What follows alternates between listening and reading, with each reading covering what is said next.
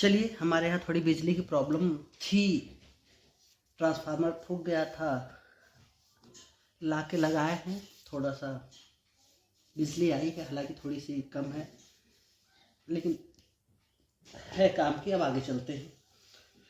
तो हमने बात करी थी वीथी यानी तहसील की।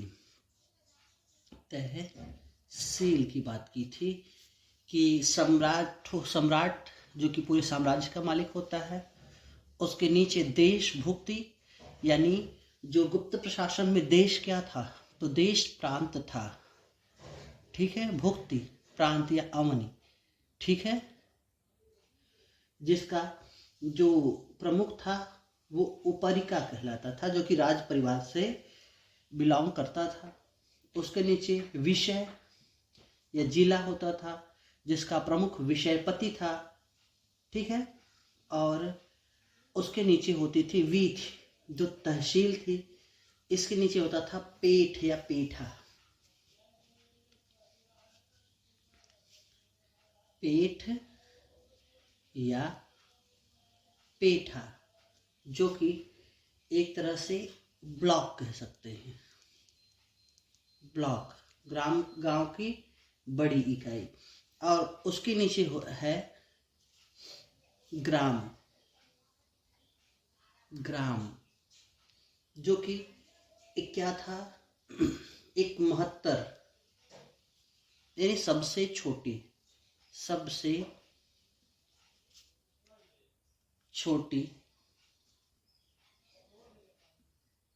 इकाई, ठीक है। जिसमें अष्टकुलाधिकारी काम करते थे।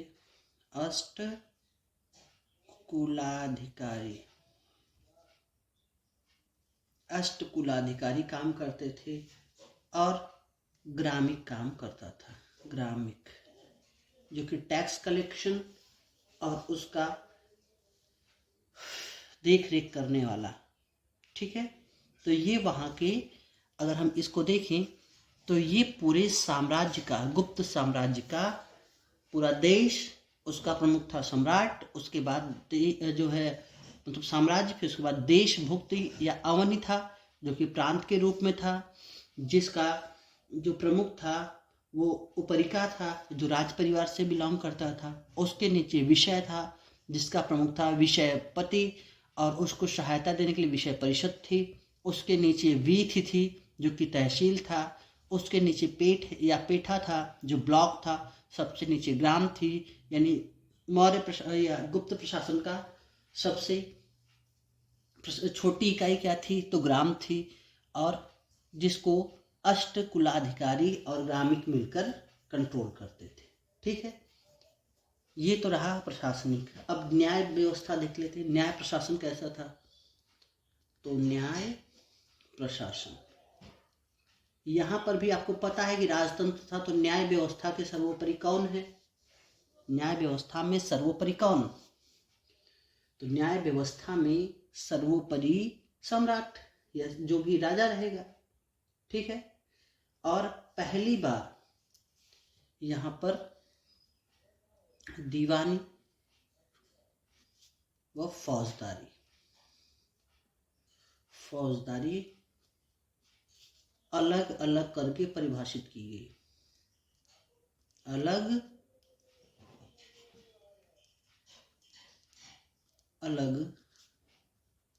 करके परिभाषित की गई। अलग अलग करके परिभाषित की गई कि ये दीवानी मामले हैं और ये फौजदारी मामले हैं, जो कि अभी तक पूरे भारत के इतिहास में इससे पहले किसी ने नहीं किया था, ठीक है। इसके अलावा देखें तो व्यापारियों के लिए अलग,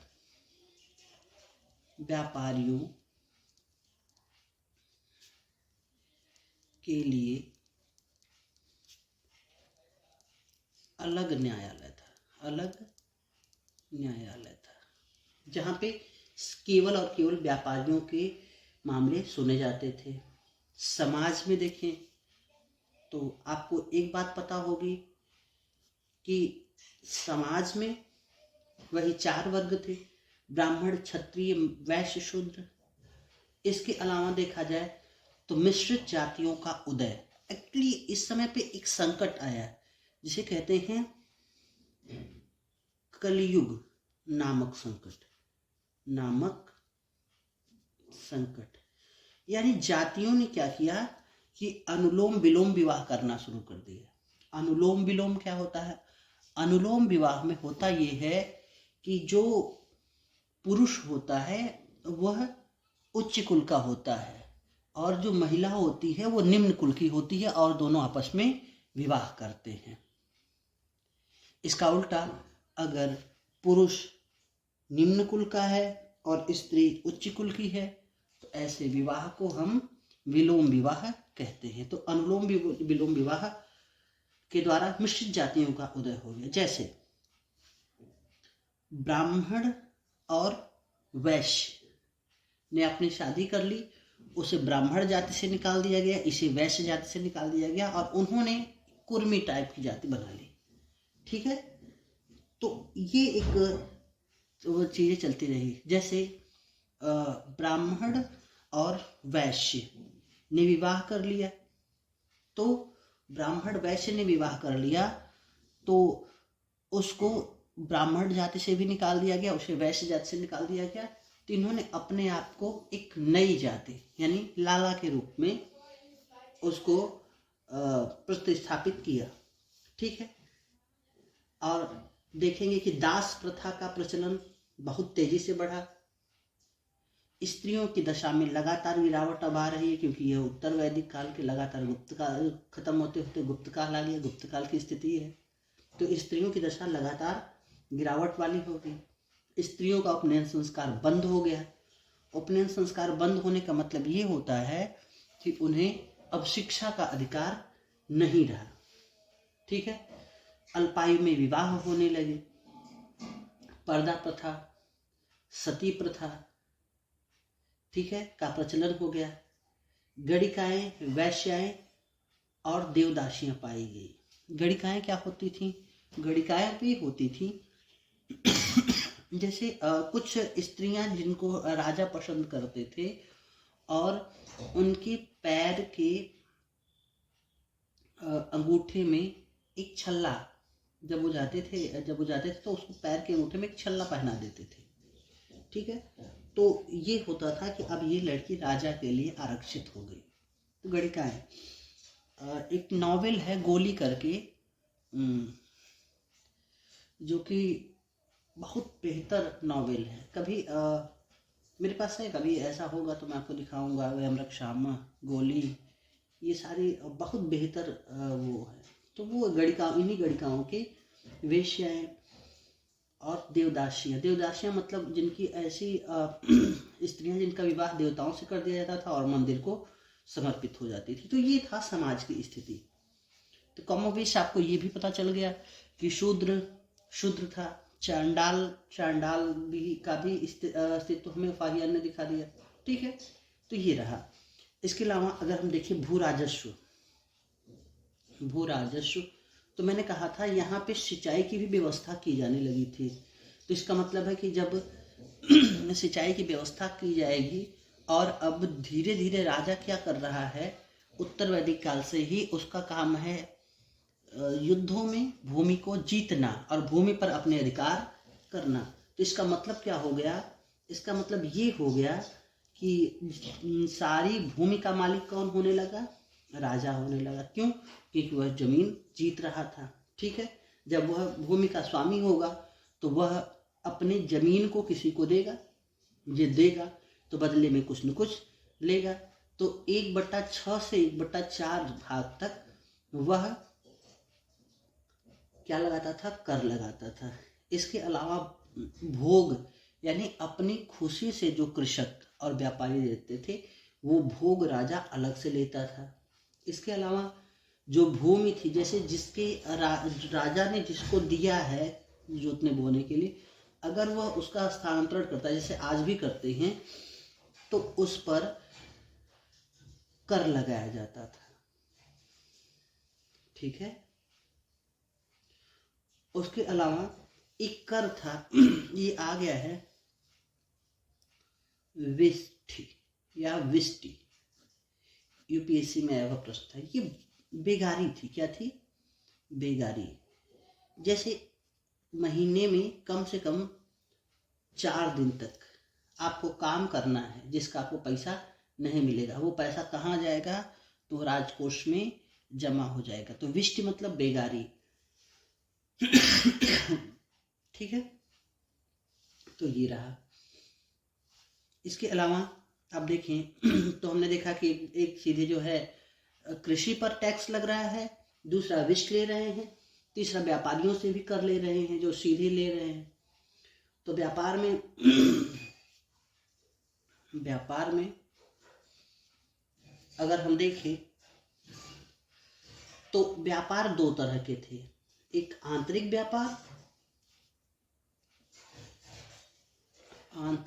व्यापार, जिसकी इकाई थी ग्राम। तो ग्राम क्या था? ग्राम था आत्मनिर्भर, यानी गांव के लोग आपस में ले दे के अपना सारा काम कर लेते थे। और इसके अलावा जो बचता था वह विदेश व्यापार होता था। विदेश व्यापार होता था और यह व्यापार मुख्यतः आप देखेंगे तो किसके साथ हो रहा है? चीन के साथ हो रहा है। व्यापार किसके साथ हो रहा है? चीन के साथ यह व्यापार हो रहा है। ठीक। वस्त्र उद्योग में देखें तो रेशम और मलमल, लीलन व ऊनी वस्त्रों का उत्पादन, यानी रेशम, मलमल, लीलन व ऊनी वस्त्रों का उत्पादन लगातार हो रहा है। ठीक है। और अगर कुल मिलाकर हम देखें तो यह समय आते आते भारत में जो इससे पहले विदेशी व्यापार की नींव पड़ी थी, वह नींव तो थी, चीजें आगे तो चल रही थी, लेकिन बात यह थी कि विदेशी व्यापार की कुल मात्रा में कमी आ रही थी। ठीक है। अब ये तो रहा व्यापारिक स्थिति। आइए चलते हैं, अब धार्मिक दशा देखते हैं। धार्मिक दशा, आपको एक बात, धार्मिक दशा को तो मैंने बार बार आपको बताया है। एक तो सबसे पहले बात तो क्या कि वैष्णव धर्म सर्वप्रमुख हो चुका था। ठीक है। और राजकीय धर्म था। क्या था? राजकीय धर्म था। ठीक है। इसके अलावा देखें तो शैव धर्म की भी उपस्थिति थी। ठीक है। जहां पे अर्धनारीश्वर की कल्पना आई। जैसे आप देखते हैं भगवान शिव की फोटो, आधा शिव और आधा पार्वती। तो भगवान शिव की वो फोटो, उसकी कल्पना जो आई वो इसी समय पे आई, यानी गुप्त काल में आई। और इसके अलावा एक संकल्पना आई हरिहर। इसका मतलब क्या होता है? हरि मतलब विष्णु, हर मतलब क्या कहते हैं? शंकर भगवान। तो शंकर भगवान और विष्णु एक दूसरे को, वो उनको अपने से बड़ा मानते हैं और वो उनको अपने से बड़ा मानते हैं। इसके अलावा हम देखें तो शाक्त धर्म का उदय हो रहा है, जो आर्ट्स एंड कल्चर में हमने पढ़ा था। इसके अलावा अगर हम देखें तो जैन व बौद्ध धर्म विकसित अवस्था में आ गए। ठीक है। उसके अलावा देखा जाए तो जो मथुरा में वल्लभी और बंगाल में दिगंबर, कौन कौन? जैन धर्म का, स्पेशली जैन धर्म का। मथुरा में जैन धर्म का वल्लभी, ठीक है, कौन? जैन धर्म का वल्लभी, वल्लभी यानी श्वेतांबर। और आगे बंगाल में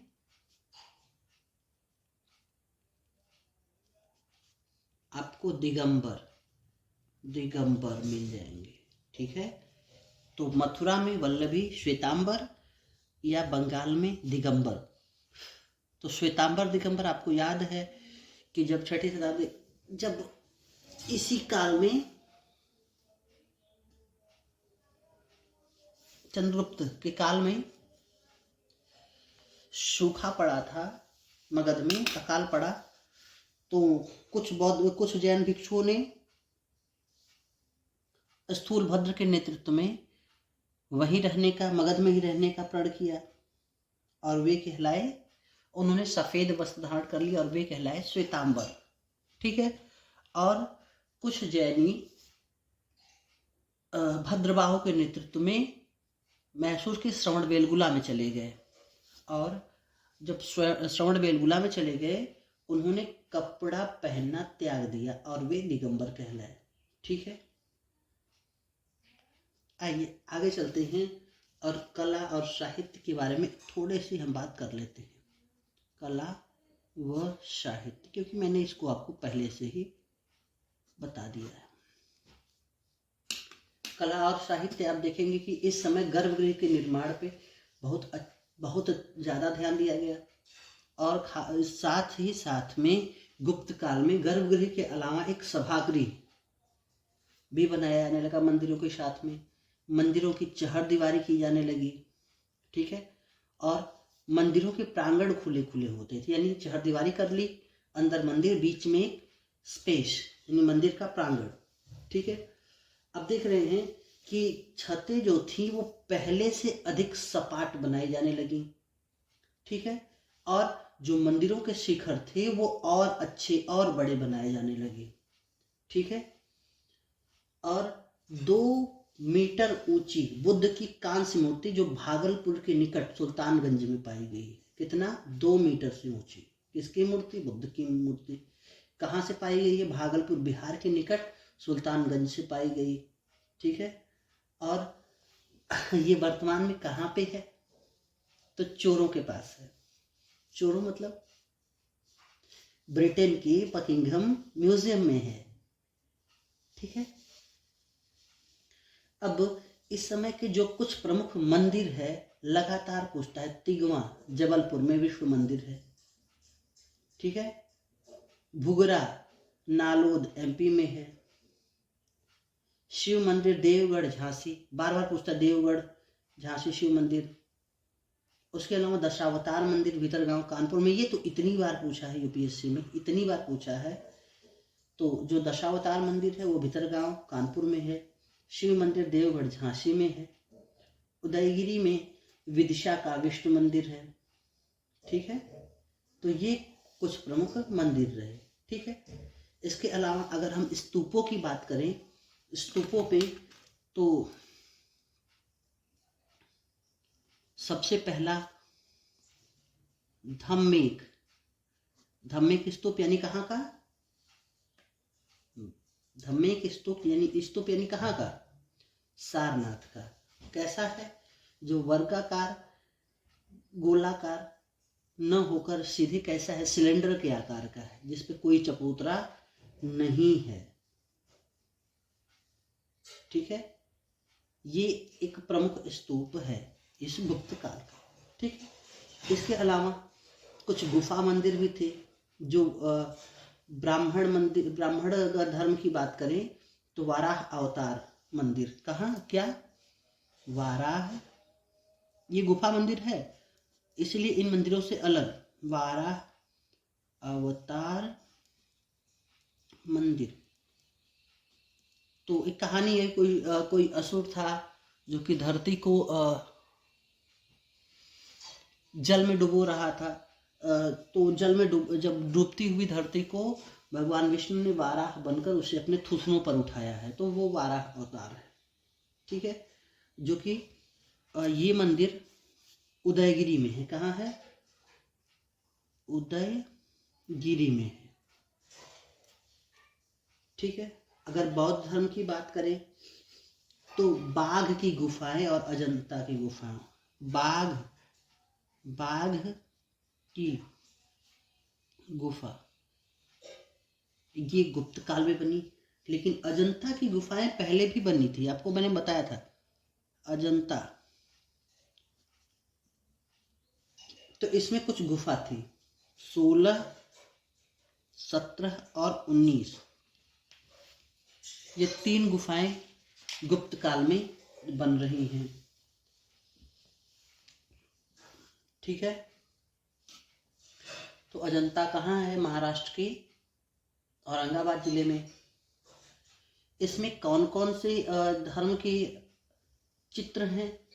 तो ब्राह्मण, बौद्ध धर्म, और बौद्ध धर्म में भी कौन से? महायान। ये सारी चीजें मैं आपको पढ़ा, लेकिन हाँ मैं आपको कुछ एक बार रिवीजन करा दे रहा हूँ।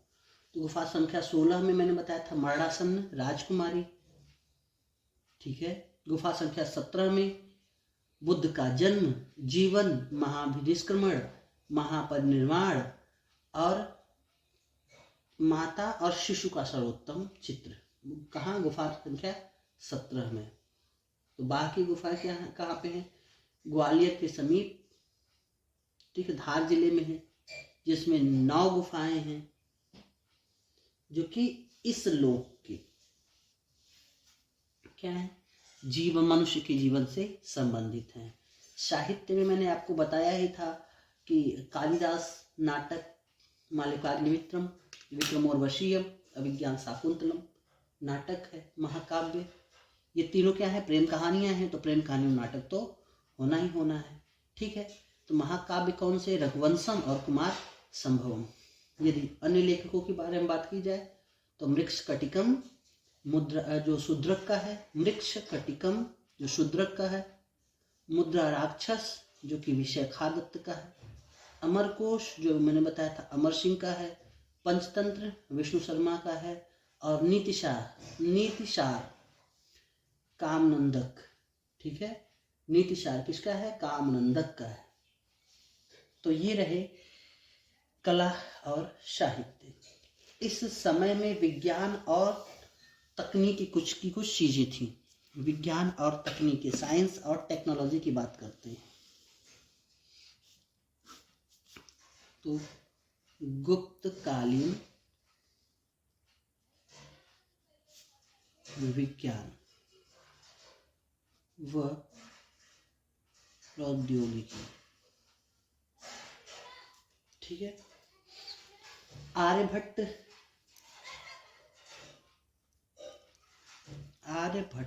नाम सुना होगा।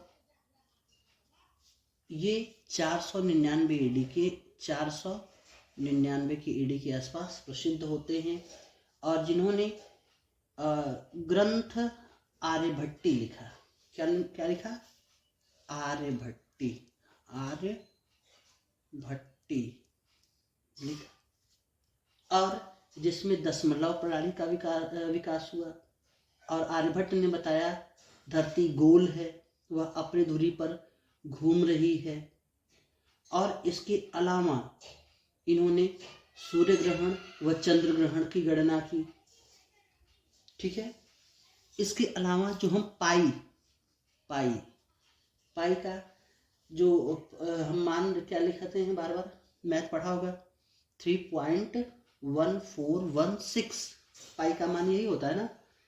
तो इन्होंने ही बताया था पहले, आर्यभट्ट ने, बाद में उसको चुराया गया। ठीक है, तो इन्होंने जो सौर वर्ष है जो हम आज काउंट करते हैं, सौर वर्ष कितने दिनों का होता है बताया था। तो इन्होंने बताया था 365.86805 दिन। अब सोचिए कितना एग्जैक्ट गणना कर रहे हैं ये, ठीक है। दिन बताया। और गुप्तकालीन सर्वश्रेष्ठ गणितज्ञ और ज्योतिष ये रहे कौन? आर्यभट्ट।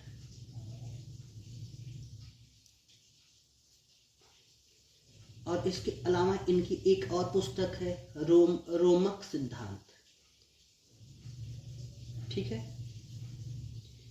इसके अलावा आप देखेंगे भास्कर, नेक्स्ट है भास्कर। और ये आर्यभट्ट के सिद्धांतों पर टीका, जो ब्रह्मदत्त थे, जो हमने पहले बताया ब्रह्मदत्त, उन्हीं के समकालीन, तो आर्यभट्ट के सिद्धांतों पर इन्होंने टीका लिखा। टीका मतलब यानी आर्यभट्टी पर इनका टीका है। टीका का मतलब क्या? उस पर टिप्पणी, यानी उसको कैसे समझा जाए, उसको एक वो कर रहे हैं। तो इन्होंने महाभाष्य, यहाँ इसको लिखते हुए इन्होंने दो चीजें लिखी, एक महाभाष्य, एक लघु भाष्य और भाष्य। कौन से? महाभाष्य,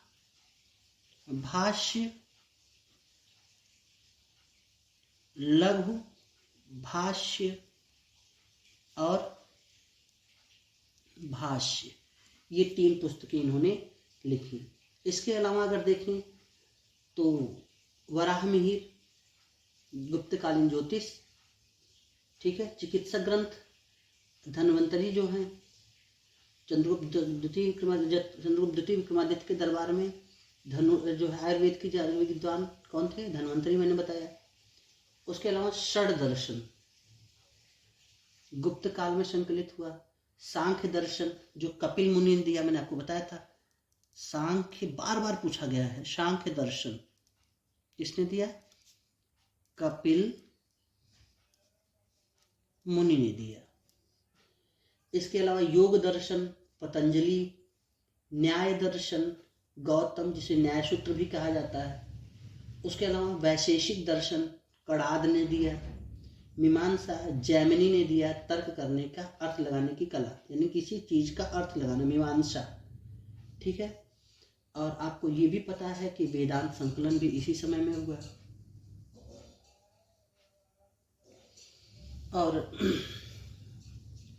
थोड़ा सा और है, इसको खत्म करेंगे जल्दी ही। थोड़ा सा और है, जिसको खत्म कर लें तो लगभग हमारा हर्ष ही बचेंगे, ठीक है। तो भौतिक दर्शन में आपको पता है कि चारवाक, जो मैंने बात पहले लिखा था, चारवाक या लोकायत संप्रदाय की जो संस्थापक हैं वो बृहस्पति हैं। आगे चारवाक ने इसको आगे बढ़ाया। मक्खली गोशाल जो महावीर और गौतम बुद्ध के समकालीन थे, जो अर्थ जीविका के लिए भिक्षु बनना, ठीक है, भाग्यवाद और नियतवाद पर विश्वास करते थे, ठीक है। ये दो प्रमुख जो दर्शन थे इस समय पे आगे बढ़ रहे हैं। इस समय पे कुछ शब्द हैं, महत्वपूर्ण शब्द, जो कि यूपीएससी पूछता है। कौन कौन से? एक तो गहपति। गहपति, ये गहपति कौन है? घर का मुखिया। घर का मुखिया, ठीक है। छोटे किसान व जमींदार पाली कहलाते थे। छोटे किसान व जमींदार पाली कहलाते थे। वेल्लार जो थे वे बड़े जमींदार थे। वेल्लार वो बड़े जमींदार थे। उल्वर हलवाही को कहते थे। उल्वर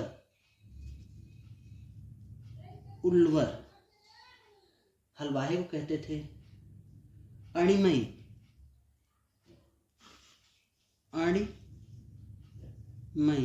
ये दासों को कहते थे। दास, अणिमई यानी दास, ठीक है।